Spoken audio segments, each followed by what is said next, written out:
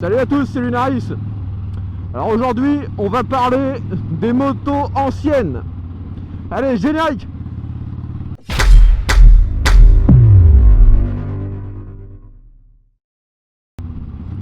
Alors, on me pose souvent la question, pourquoi est-ce que j'ai choisi de rouler avec des motos anciennes?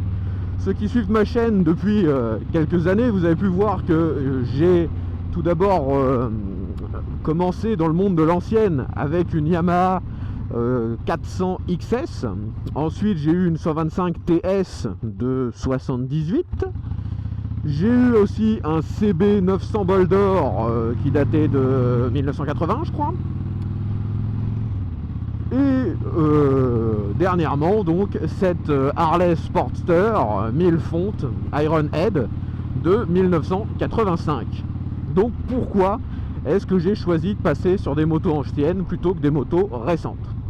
Alors vous allez voir qu'il y a pas mal de raisons. La première raison, c'est aller à base, je voulais pas reprendre un supermotard récent parce que je savais qu'avec je risquais de faire le con et de rouler vraiment comme un malade. Et le retour entre guillemets du style rétro était en train d'arriver. J'avais envie d'une machine comme ça, et j'avais pas du tout les moyens de me payer une moto neuve, style une Triumph Bonneville ou un truc du genre. Donc j'ai tout simplement regardé sur internet ce qui se vendait comme machine d'époque qui avait à peu près le même look. Et je suis parti d'un constat assez simple. Je me suis dit, si à l'époque les mecs qui roulaient tous les jours avec, il n'y a pas de raison que maintenant je puisse pas faire la même chose. Il n'y a pas de raison que ça devienne moins fiable. Donc j'ai acheté la Yamaha 400 XS. J'ai jamais eu de problème avec. J'ai fait 15 000 km en un an avec cette moto. J'ai fait les entretiens seul. Parce qu'en plus, l'avantage d'avoir une machine un peu ancienne comme ça, c'est que globalement c'est de la mécanique relativement simple. Il n'y a pas d'électronique. On peut bricoler tout seul dessus. Ce qui m'a permis aussi d'augmenter un peu mes compétences en mécanique.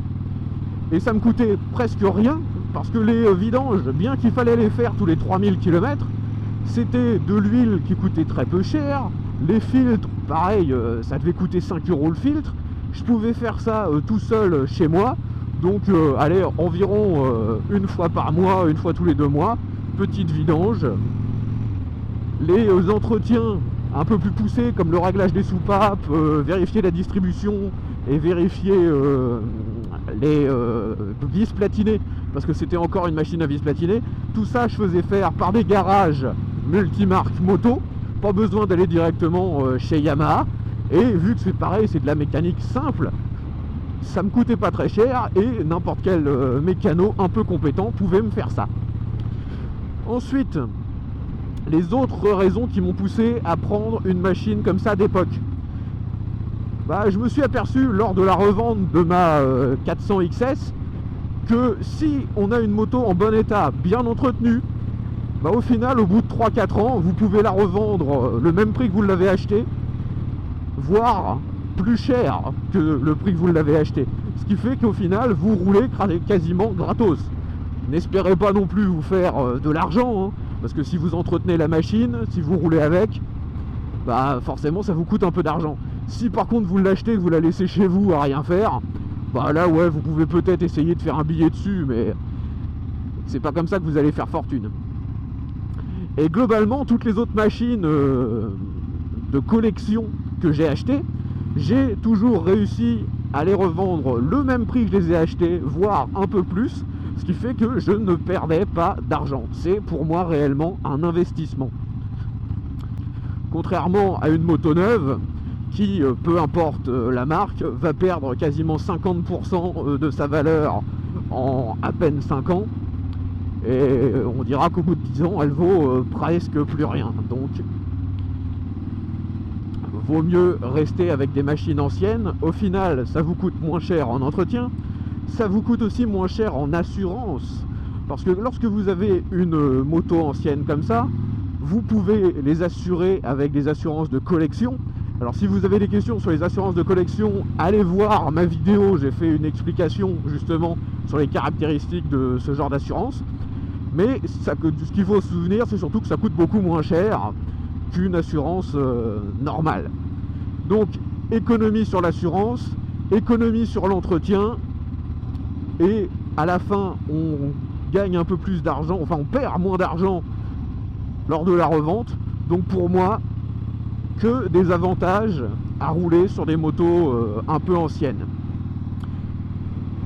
Si on parle juste du niveau un peu technique, il y a beaucoup de gens qui ont peur de prendre une moto ancienne parce qu'ils ont peur que ce soit pas fiable ou peur que ce soit des machines dangereuses.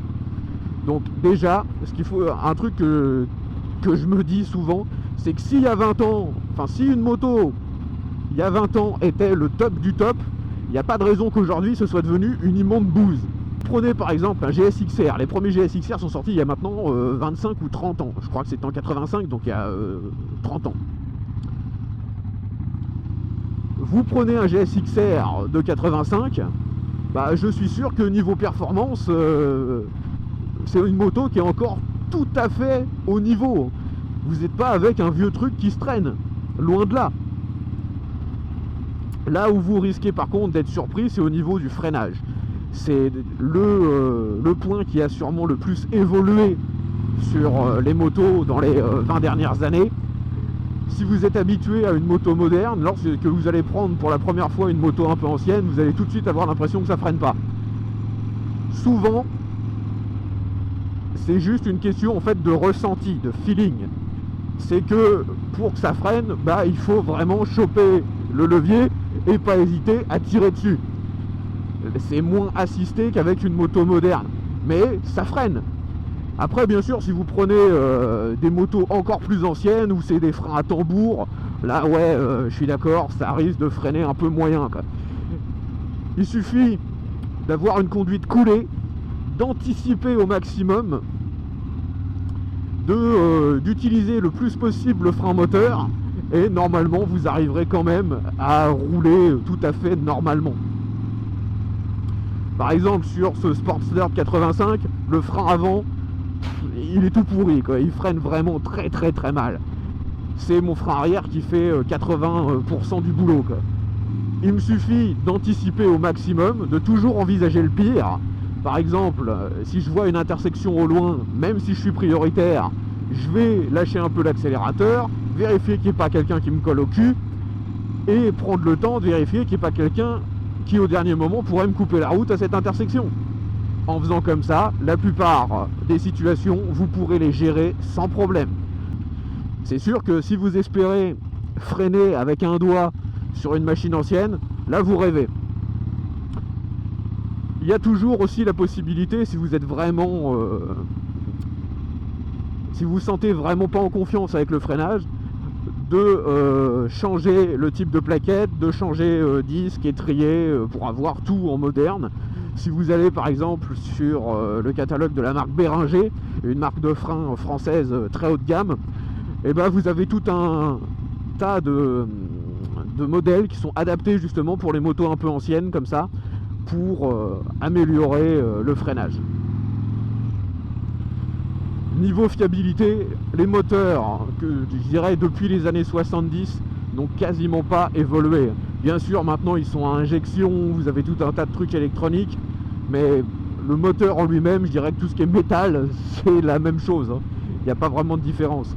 Pour les vis platinées, si vous voulez, il y a souvent la possibilité de remplacer par un allumage électronique qui coûte pas trop cher et qui est parfaitement fiable et qui ne demande aucune maintenance. Par exemple, c'est ce qui a été fait comme amélioration sur le Sportster que j'utilise actuellement. Si vous avez des questions sur les motos anciennes, sur le fait de rouler en ancienne, y compris au quotidien, parce que je rappelle que c'est ce que j'ai fait, là je roule plus en moto tous les jours, mais je pourrais parfaitement le faire avec ce Sportster, il n'y a aucun problème. Donc si vous avez des questions, n'hésitez pas à me mettre ça dans les commentaires. Vous pouvez aussi aller faire un petit tour sur mon site ontestetout.com, vous verrez que j'ai déjà fait pas mal de vidéos concernant des motos anciennes, les motos que j'ai possédées, la Yamaha XS 400, la Suzuki TS 125 et ce Sportster de 85. Actuellement, je fais environ 2 à 3 vidéos par semaine. Donc si ça vous plaît, si ça vous intéresse, n'hésitez pas à vous abonner. Et je vous retrouve bientôt pour une nouvelle vidéo. Ve à tous!